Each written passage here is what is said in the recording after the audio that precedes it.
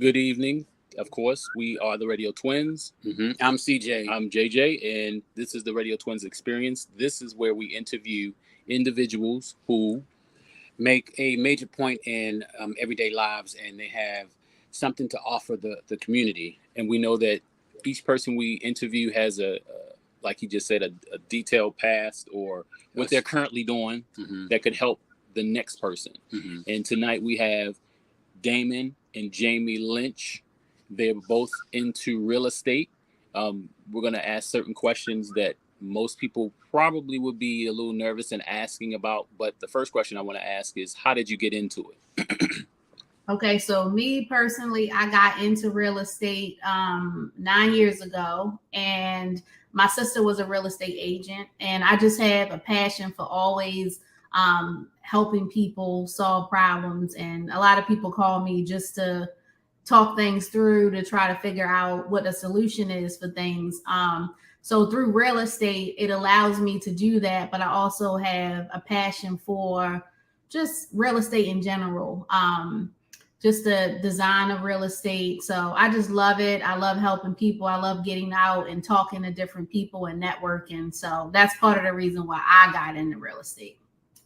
And for me, I was a commercial license. I had a CDLA license, on the job injury. I had a double stacked album fall on top of me. I had 3 surgeries to my left shoulder that left me with permanent 10-pound restrictions. So only thing I could do was sedentary. I didn't have office experience. So I turned to real estate. I started out investing in wholesaling in real estate. Like Jamie said, she's been doing it for 8 years, and she got on me for 9 years. She got on me, won't you get your license? Won't you get your license? I kept putting it off. So eventually I said, yeah, I'm going to go get my license. And here I am now. I think one of the things that I think I said before is, side note, I think, in my opinion, I think you two are what they would call marriage goals, team goals, and successful team marriage goals. Or if marriage could come before a team anyway, but marriage is a team. Do you find it difficult to go through each, I guess you can say, each property and people who may own those properties where you might clash, or no? Me and Damon both are similar in many ways, difference in a lot, which is why we get along as well as we do. So when people get to meet us, they see that version of us, and it's a version that most people fall in love with or adapt to easily, because we can easily talk to people and we're just relatable when it comes to certain situations. So us having our experience, me and Damon have been together for 26, 27 years. So we know what it means to be a team. And that pours into our business, into our real estate business. So when people see us and meet us and they know the longevity of what we've had, they're more likely to work with us because we're committed to each other just as much as we would be committed to the process of helping them. I think the only glitch would probably be the football team he's wearing on his head now, right? 39 years. That came out of I'm gonna try my best not to bring up the best team in the world, Seattle Seahawks. Ravens. But anyway. But when you come across individual, how do you come across your properties, first of all, and what's the process? Yeah. Okay. So again, we wear 2 different hats. We wear a hat of a real estate agent, and then we wear a hat of an investor. Okay. So as an investor, we come across properties by doing multiple generating leads processes, whether that's through Facebook, through social media ads, through just cold calling, calling individuals, sometimes through probate at the courts system. What else? Leads. Referrals. Referrals from people. Well, clients that we have helped and they fell in love with the experience of us, and they refer us to other buyers or sellers. Yes. Well, so our job daily is generating leads from any which way we can get them. Posting on social media, Facebook, Instagram. Mm-hmm. It got so much where we in like over 100 different groups on Facebook that's pertaining to real estate and real estate investing. Mm-hmm. And in a lot of those groups where people mm-hmm. that we never saw face to face a day in our life, mm-hmm. they know what we do. And if you look in those groups, if they mention real estate agent, they put me and Jamie name out in that group. Mm-hmm. If they look for investors, they put our name out in that group. And that's just the relationship that we established over the years. I think one of the things that, okay, not to mention that we already knew you before that, but I think what makes you two stand out, at least that I see specifically on social media, is, of course, you work as a team. So, and not only that, but you both have this vibe that's genuine anyway. Like, we're going to help you, regardless of how difficult it may be. Mm-hmm. You help them. We're going to make it sound easy. We're going to make it easy for them. And go ahead. I'm sorry. Go ahead. Again, as I didn't know I was being recorded, because I go on some of the roughest properties, and Jamie be like, I'm not going inside there. I go inside properties that have a roof missing, floor may be gone. And I can take recording, like, see what I mean? You go into anything. Right. Look, I think you posted one, and this is about the house, I think, that had no roof. Yeah. You posting about that, and I thought that was cool, because you're like, look, I don't care, I'll go in. And the reason why I was applauding y'all, because first off, y'all are giving us this, what really happens. Everything may look all cool and smooth, but just the fact that you all have to, you go to these websites and stuff where you get your cold calls and stuff like that. That seems like a lot to the average person trying to get into the industry. But in some sense, because you two are one business, those are the things that you have to do in order to run a successful business. And then on top of that, you have those particular homes that may be missing some stuff, or be in neighborhoods that may not be as, what's the word? Nice, I guess you could say. Ideal. Mm-hmm. Right. So have you ever come across someone who just thought, I don't know, but then turned around and they were happy at the end? Mm-hmm. Well, there's always people, when you're talking about money, and they're skeptical about it, because although you're using other people's money in most situations, there are some people that have some money that they can use their own. So they're taking a risk. So when people are using their own money, they're more nervous about the situation, because they don't want to fail at the process. But with no risk, there's no reward. So you have to be willing to take a risk in order to overcome those obstacles and get to your goal in the end. And I personally, myself, recently started a Facebook group called Buy Back the Blocks in Baltimore. And so I'm building that Facebook group, and I'm working on just giving back as much information as I can through that group, to let people know that investing is a great thing. I mean, we have a lot of investors from out of state. Oh, really? Really out of the country that are investing right here in Baltimore under our noses. Wow. And people don't realize that's happening. So we pretty much encourage anyone who's in a position to take the time to invest in Baltimore. I mean, when we talk about changing communities and changing the dynamics of the community, we do that through buying these blocks back and getting our communities back to where they were. And the way we do that is by investing in real estate. And if you take a walk or a drive through in the city, you see a bunch of board ups, you see a bunch of vacant properties. Yeah. But now with Baltimore, and man, Jamie say this all the time, and we talk to different investors, Baltimore is becoming the new DC. And what we mean by that, in DC, those same houses that you see on North Avenue will cost you $700,000 in Washington, DC. So that's what we mean by buy the block back. Right.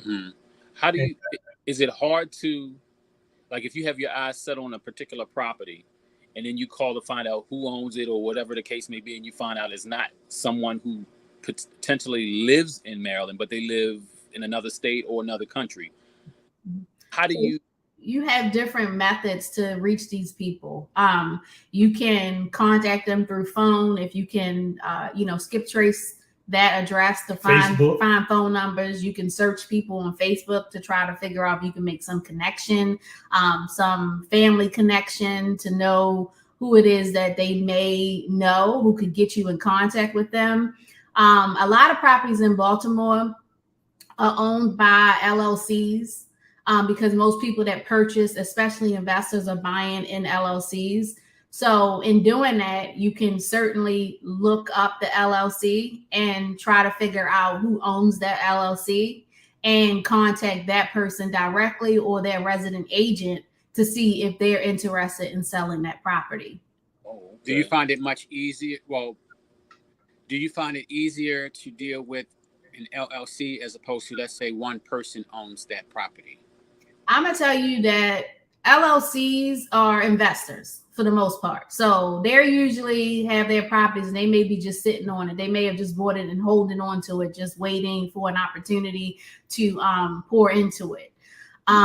Or sometimes you'll find investors that will purchase properties, and what they do is they do what they need to do to fix it up. And they just borrow the money back out of that property and use that money to reinvest into another property. And when they do that, sometimes the property is used as a rental, or sometimes the property could be just sitting. So those people sometimes are not usually looking to resell the property. So with an individual owner that owns the property, if I'm driving through the neighborhood and I see a property that appears to be distressed, that might be someone who's in a situation who may be a little motivated to sell the property because obviously they don't have the money to fix up the house, to repair it. So that's like an opportunity for you to see if that person is more interested in selling versus someone who owns it in an LLC. And another avenue that we travel is properties listed in probate. And we ride through the city, it'd be properties in the county. To piggyback on what Jamie said, the property distressed, meaning it could be tall grass up to your chest. We know if grass is up to your chest, we know 10 chances to 1, the house is vacant. Right. Okay. If it's boarded up, we know the house is vacant. If you're riding down there and you see a blue top on the roof, we know that person either having financial issues or just living foul.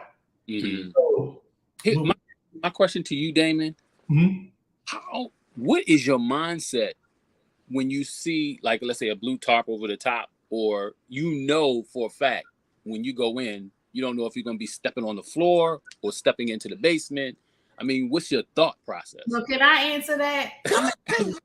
He doesn't have any, and I'm going to tell you why. Because we went into a property, me, him, and a contractor. There was a big sign on the wall that says, do not enter these steps. Do not go down these steps, right? We all read the sign. Damon read the sign. What do you think Damon did?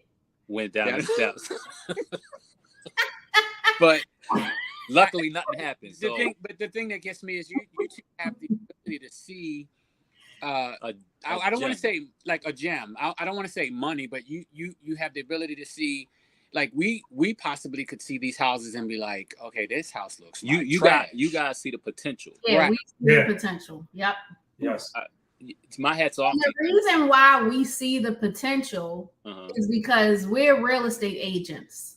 So we're in and out of properties all day, every day. We see the rehabs. We see them when they're not done, and we see them when they're completed. So we're in different areas throughout Baltimore City, throughout Baltimore County, throughout Harford County. So we can see the differences between those areas. And we can see, so when we look into a home, I've already been in a house 2 streets over, or I've been in the house next door. So I know what those homes look like. So I'm like, well, this one really has some good potential. Even though this might be a 2-bedroom, we have enough room here to make this a 3-bedroom. And as a 3-bedroom, it's worth XYZ if it was fixed up. And then we use the MLS system.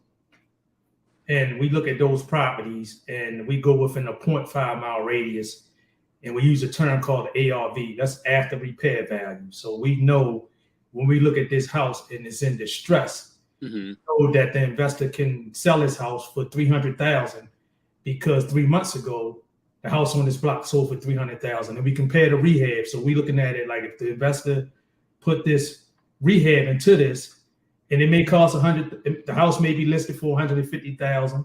They may put $100,000 into it, and they walking away with $50,000 cash. So when we look at properties, we got to be able to show the investor on paper that he's going to make money off of this. If they're not going to make money off of it, they're not interested in investing in it. And to piggyback off of a few minutes ago what Jamie said, people just don't know how to get in it, but you got to, with no risk, there's no reward. Right. So I say that if you have a credit score of 650, 700, you can easily do an OPM, other people's money. But with that, you do have to have some money to come in the game, because most hard money lenders we call down payment, 20% of the asking price. But they also loan you the money for the rehab as well. So they purchase the property and they give you the rehab loan. Yeah. And they're asking you to come to the table with 20% down. But the thing up to that is, again, getting into other people's money, there are people out here who invest in real estate in different ways. So as an investor, maybe we're on a joint venture together, and I say, you know what, I have the 20%, so I'm putting up the cash. You got the credit. You're using your credit. We're using my cash. We're joint venturing, and then we split the proceeds. So you can partner up with people in joint venture in real estate investing if you are lacking in some area. It's just a matter of partnering up with the right people that you trust and that want to go the long haul with you, and you get involved and you get yourself a real estate agent that understands the numbers. And I'll tell you this, a lot of investors don't like real estate agents. Okay. They just do not want to work with real estate agents, which I really can't fathom the reason behind that, other than them having to pay a real estate agent a fee. But in the end, there's enough money for everybody to gain something. And the goal is that everybody walks away from the deal happy. The seller's happy, the investor's happy, the agent that facilitated it is happy, or the wholesaler that facilitated is happy. So there's enough room for everybody. So that method that people feel like real estate agents are not the ones that should be can't help them is not true. It's not true. Would you think that for us, not to mean to cut you off, but for us, people don't understand, but there's an advantage to working with a real estate agent who has an investing background, who understands real estate investing. There's not a lot of agents in Maryland that have a dual career of working, investing and as an agent at the same time. Do you think that the reason for that being is that the agent knows that they're what they call the middleman who's trying to get more money than the actual people involved in it? Pretty much. And they feel like if they could get money from the seller, more money probably from the seller if there wasn't an agent in the middle. Right. You know what I mean? So we're like that. As the agent, I'm like that buffer. So I have to list properties on MLS. So it's in the multi-listing service. So investors look in MLS and they see properties that they might be interested in purchasing. So they have to write an offer just like anybody else has to write an offer. But they don't want to really have to do that because they'd rather just go directly to the seller and be like, hey, I'm going to give you $20,000 for this property and I can close tomorrow. Well, I'll give it to you. Yeah, go ahead. I would rather, to be honest, after you explain that, I would rather have y'all as the quote unquote buffer. Right. Because there may be some things as a home wanting to be a homeowner. I've wanted to be a homeowner for a while now, but there are some things that I'm a little nervous about, scared about, and yet people like you all who literally are the buffer, who can literally talk the talk. Let's answer that question. So tell me something that you are, and I'm afraid not trying of. to, yeah, what are you afraid of? So I can answer that question. Well, earlier y'all had said something about putting up money. Now, I don't mind putting up money, but I think one of my first issues that I had when I had a realtor was trying, I guess you call it the one who has the money, whoever that may have been, whatever title they call it. It was like a lender. Yeah, and so they wanted to do a background check on me. Okay, that's fine. I did that, and then from that point, he said he would give me a call back once he got all the numbers straight. I talked more to the realtor than I did him, and it was like it was second nature for me to pick up a phone.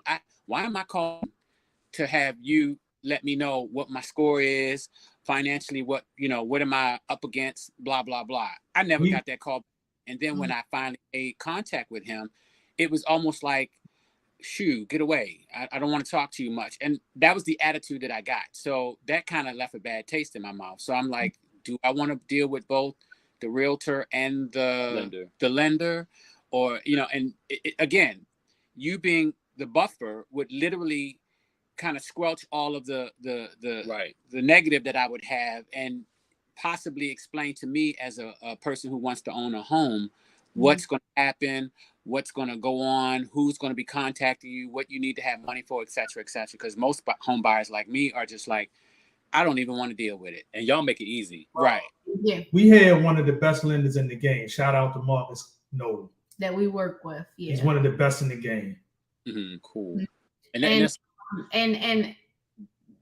Damon says that, but the consideration is always that as a buyer, the buyer chooses the lender that they want to work with, right? So we can only make recommendations to a buyer, but I encourage people to work with buyers that have proven experience, especially as a team with who you're working with as an agent. Only because they have a proven record of getting things closed and getting things to the table and getting the job done. In your situation, the lender definitely should be communicating with you because as an agent, I'm usually like in the background of the financial piece. I'll call the lender and be like, hey, what's the status? But that's normally about it.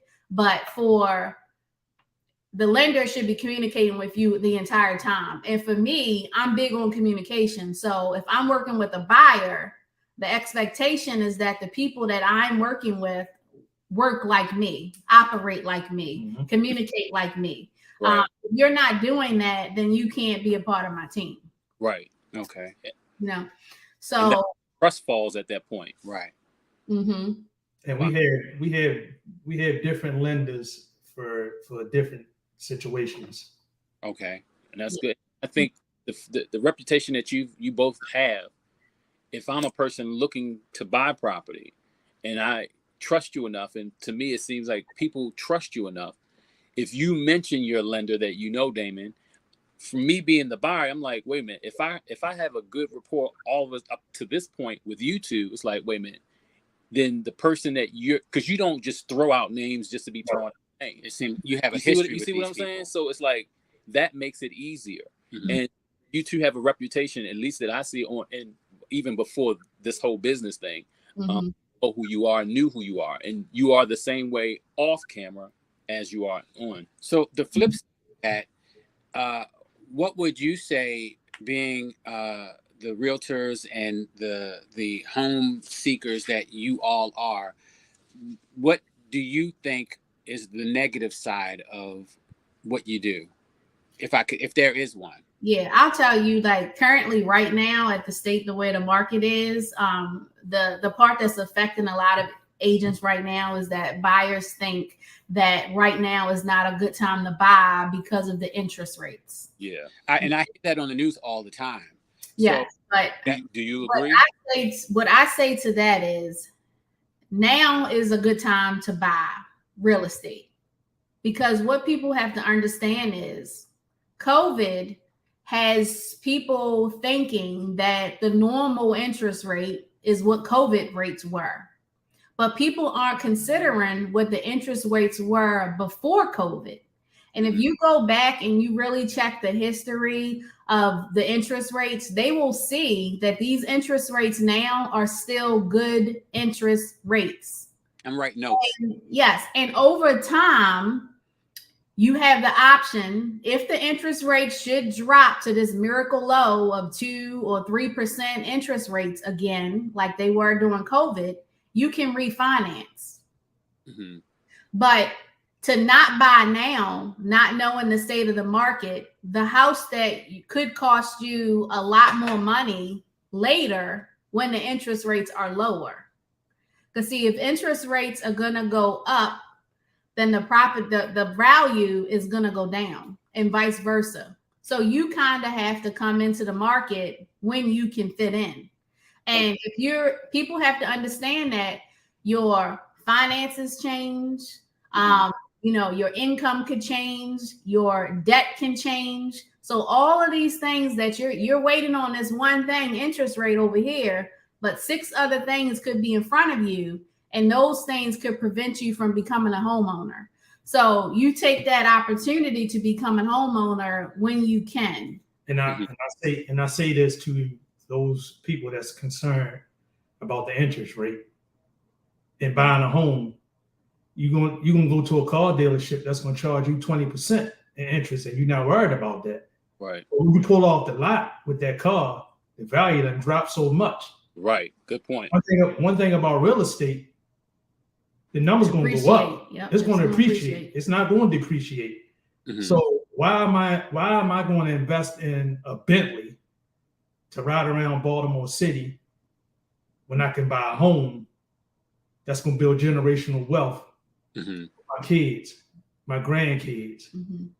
I can't live in that Bentley. Yeah, that's the truth. The only thing I can do is showboat in it. Mm-hmm.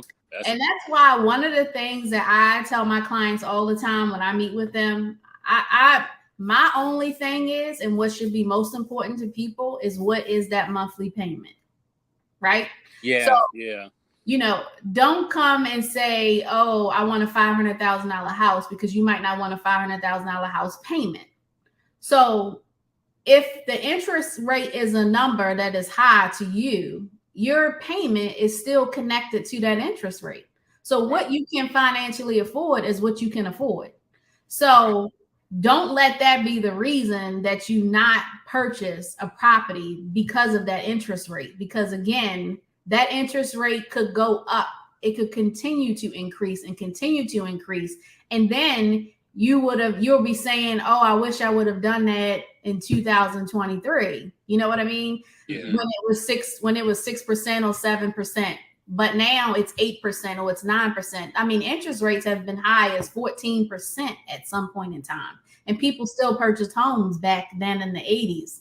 So even though home values were a lot less then, but now you're talking about an interest rate that is a normal rate. So when I hear people say that to me, I say, look, this is normal interest rates. And here's the records to prove it. This is not unusual. Don't get so caught up on COVID. That was a one-time thing. And I don't foresee them ever getting that low. I'm not the federal government, but I just feel like that point in time, that was an all-time low. And in our history, we may not ever see that again. And I want to share this with the listeners. If you hesitating about getting into real estate, Don't let it fool you, because it is what it is. Mm-hmm. In order to become a millionaire, real estate is the way. And I say that we have a client, I won't say the name, but he paid $11,000 for his home back in 1960. Oh, wow. His current state in his home now, that $11,000, even with the roof, even if the roof was gone off the house, he could sell the house for $100,000 easily. Oh, wow. Jesus. That's it brings me to this next question, because to me it sounds like you're saying the interest rates will just be something that we as people, if you're a realtor or whatever, we got to deal with it. It's just a numbers game. We can't control it. We don't have no control over it, but don't let it control your destiny as far as what you do for your family. And what Jamie and I always say when they see the interest rate, they only do that just to discourage people. Right. Wow. They know real estate is the way to go. Mm-hmm. So if they don't play around with the numbers and discourage people with the interest rate, we'll never become rich. We'll never get to where we want to get to.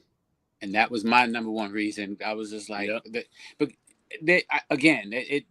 I'm glad you explained that, because technically that was another part. Just always, because you'll never be able to catch the interest rate at a quote unquote good interest rate, because it's always going to change. And what people have to realize is that money goes nowhere. That money stays in the house. Right. So who cares if you're paying an extra $200, $100 extra a month in the mortgage? It's still your money. Right. And that's the misconception. People don't realize that down payment that you're putting in, that's going back into the house. Those mortgage payments that you're paying, that's going back into the house. So you're building equity. It's not, I think what people get so confused with is that, hey, I'm paying the mortgage. So because I'm paying a mortgage, I'm losing money.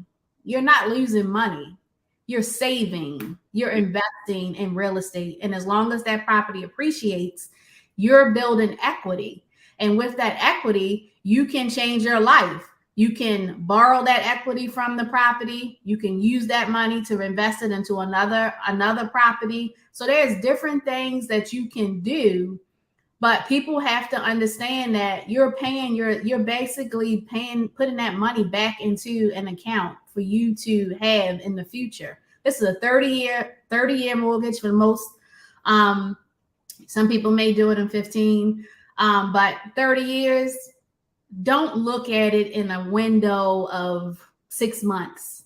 You know what I mean? It's a 30-year situation, and anything can happen in 30 years. Interest rates could drop down. What happens? You refinance it. Now you still have all that equity because you've been paying for 15 years on that home at that rate and that monthly payment.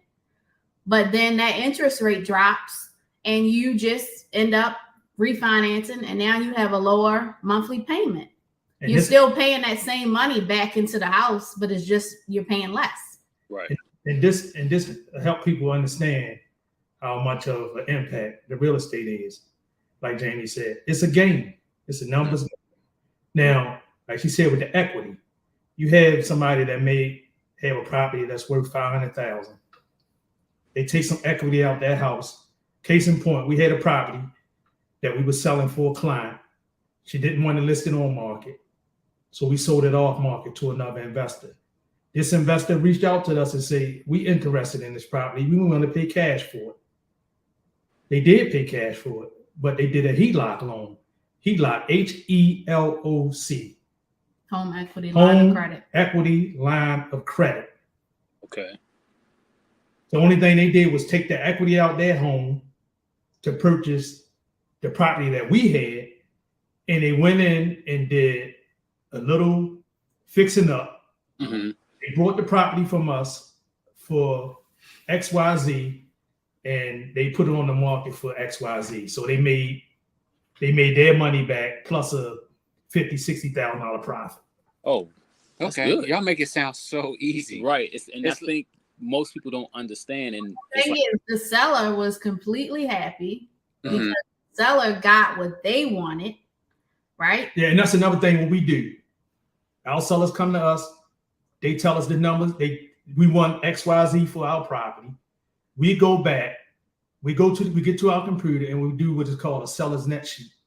Mm-hmm. So it breaks it down and tell them what the taxes are, what the closing costs will be, mm-hmm. and what they will earn once this property is sold.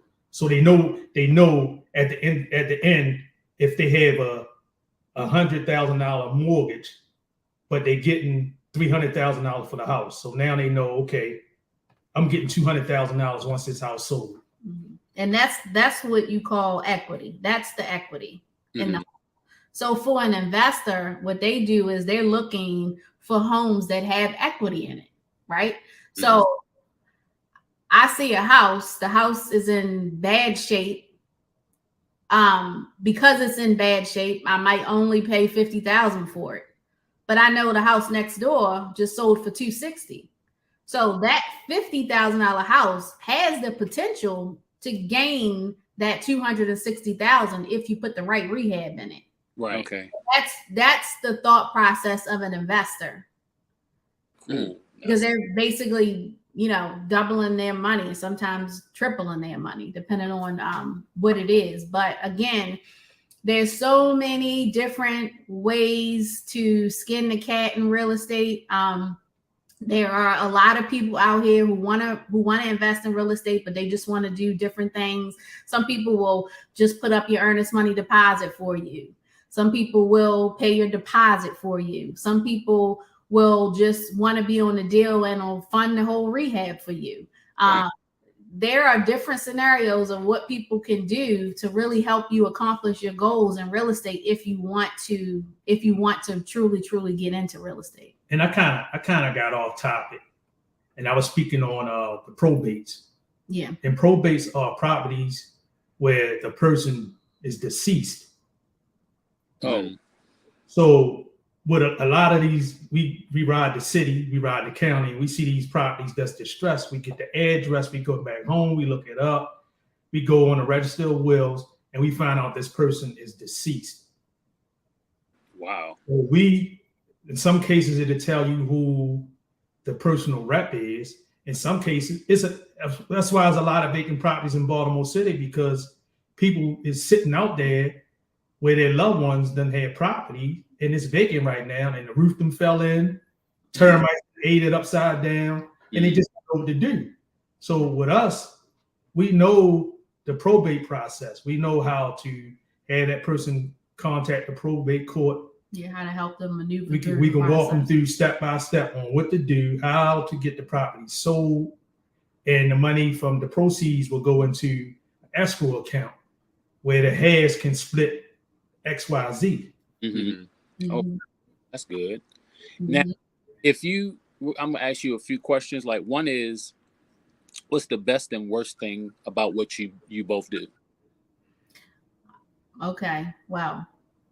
The best thing. I want to answer that first. Go ahead. The best thing is getting to the closing table and you see them checks going into your account. Right. Mm-hmm. The worst thing is people sometimes get cold feet, mm-hmm. or they play games.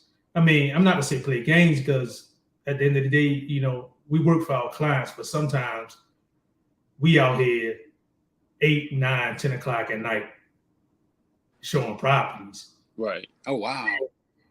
And we think that, wow, I'm thinking that, we should they can submit an offer on this house and then come back and say certain things they don't like about the house. I'm like, well, mm-hmm. this house is worth $450,000. In the next 10 years, this will be $1 million house. Mm-hmm. But you don't like the house because it's a trash can. You got to sit the trash cans out front. Exaggeration, but... Yeah.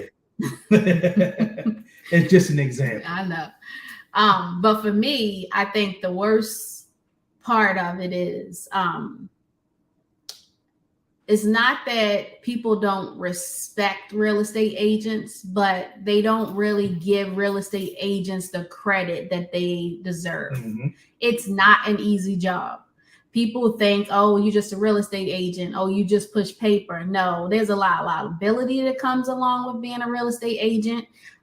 You have to solve people's problems. Yeah. You have to take the brunt of all kinds of personalities, all types of situations. You just never know from day to day what your day is going to consist of.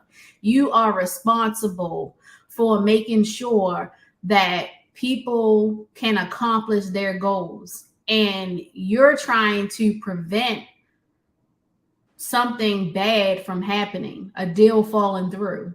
Mm-hmm. And sometimes on the other side, you have to be able to work with other real estate agents who are not quite like you.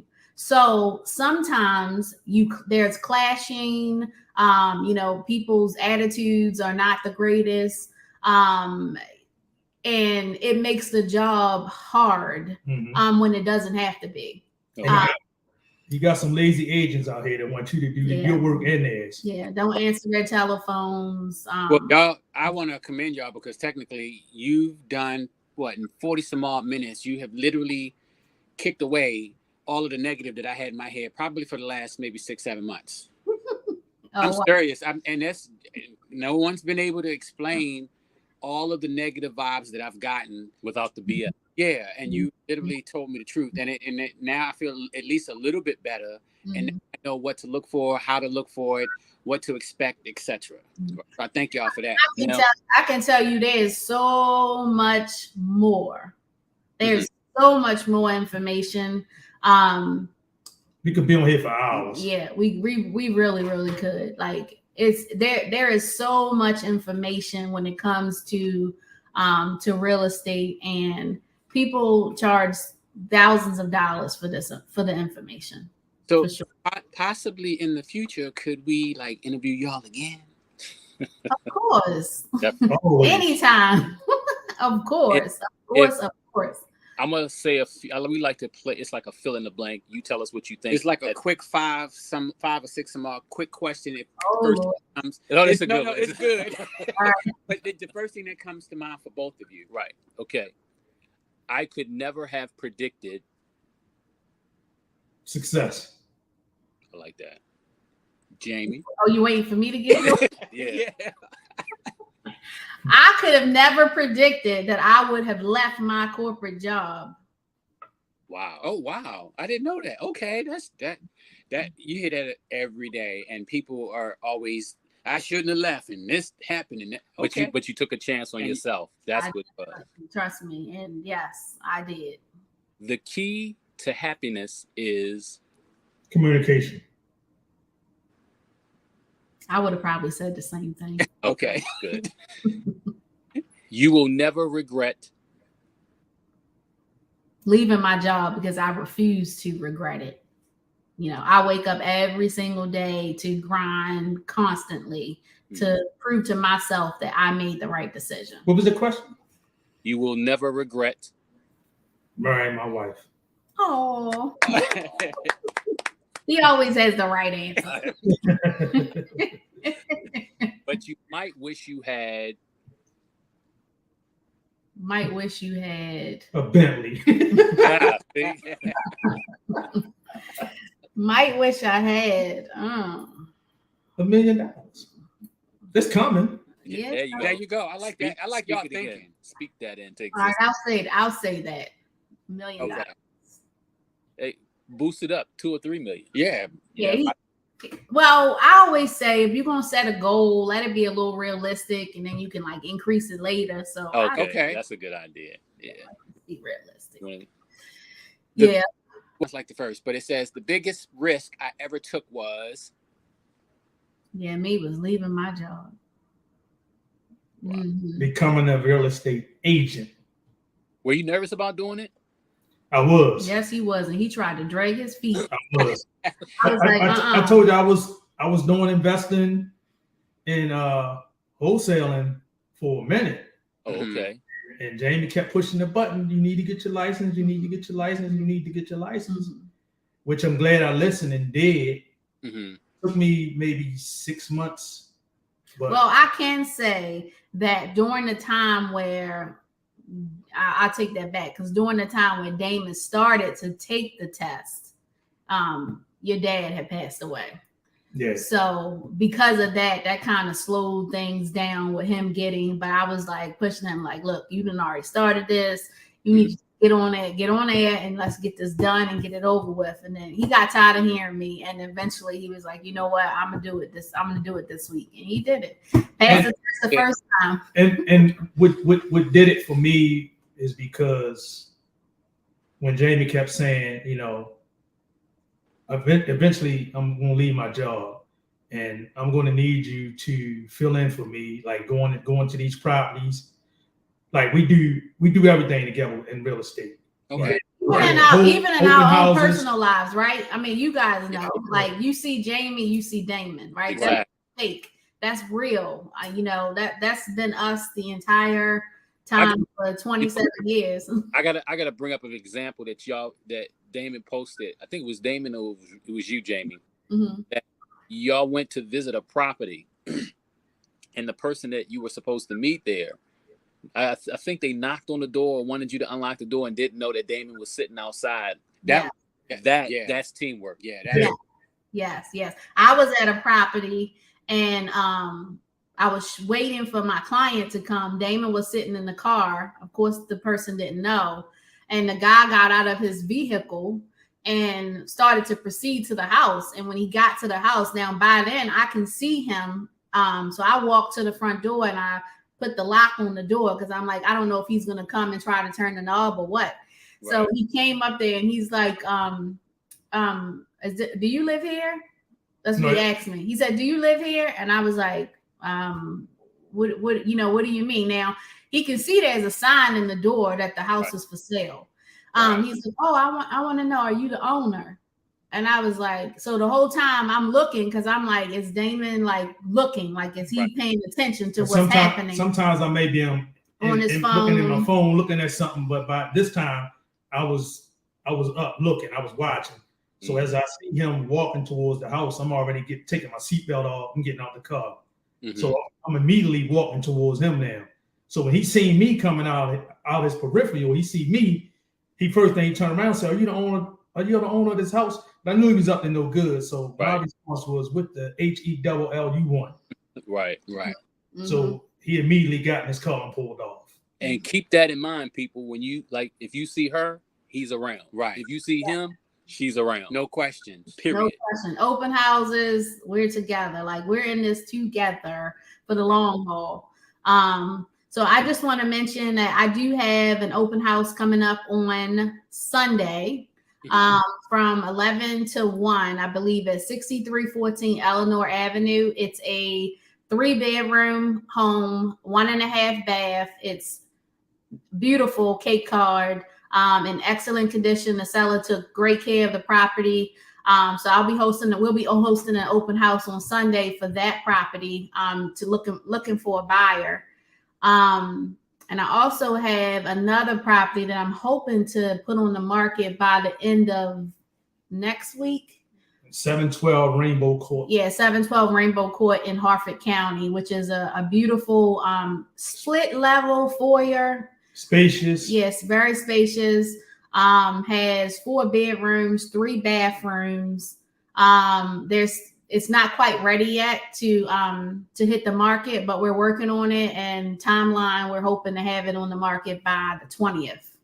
Now, if people wanted to get in touch with you, either one of you or both of you, how could they do it? So to reach me, you can call me or text me at 443-946-6863, or you can find me on Instagram at Jamie Lynch Real Estate Agent, or as Jamie Lynch on Facebook. DM me, send me a direct message, I'll respond. For me, you can reach me by phone, 443-326-0346.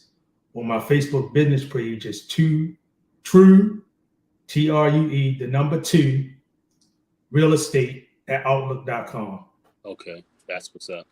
And a little side note, many people might not know, some do. James is a twin. I am a twin. Yes, I am. Yes. I am a twin. So, one boy and one girl. And also let your mother know we said hello. Yes. All right, I will, and we appreciate you guys taking the time out to do this interview today. Yes. We definitely appreciate the support.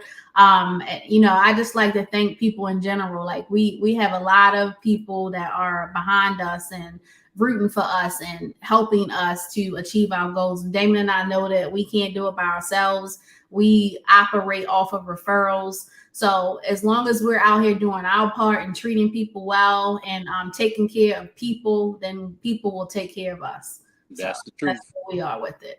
So if anytime y'all have any kind of information about your business that you want to put out, just let us know. We'll repost it, post it wherever you need, and let everybody know exactly where y'all are and what y'all are doing. So again, we definitely want to say thank you. We appreciate Damon and Jamie Lynch for coming on, letting us. And we're going to get another interview. Thank you. Yes. Without the KC hat. Well, no, to be fair, I mean, if I'm wearing a Ravens hat, because I know, Jamie, you are a Ravens fan, and I'm a Ravens fan. Somebody really ain't. So. My condolences to y'all. I'm a Lamar Jackson fan. There you go. Y'all, my condolences to y'all being Ravens fans. So. Oh my God. Tell them again. My condolences. Again, thank y'all for coming on. Thank y'all. And allowing us to interview you guys. Again, if you need us to let other people know more about what you do, feel free. If you want to come on again, feel free to ask. I have no issues with it. All right. Thank you. We appreciate it. Thank you. Come on, buy that property too. All right. See, I'm gonna try to. Yeah.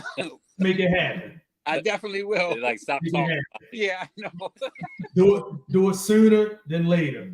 Right. Exactly. Take a chance. You're not yelling about take a chance. Definitely. Well, all right. Well, we know y'all gonna do it together now. No, because right now he's looking for his own spot, and I'm looking for my own spot. Right. Are you serious? Serious as a heart attack. Definitely. I mean, we twins, but I mean, I want my own place. Right. It took how long to get there? Right. I know, right. Exactly. All right, y'all. Y'all have a good evening. They say the older we get, the less tolerance we have for people. I believe That's it. Right. All right, y'all. Good night. Have a good one. Guys. Good night. All right. Peace.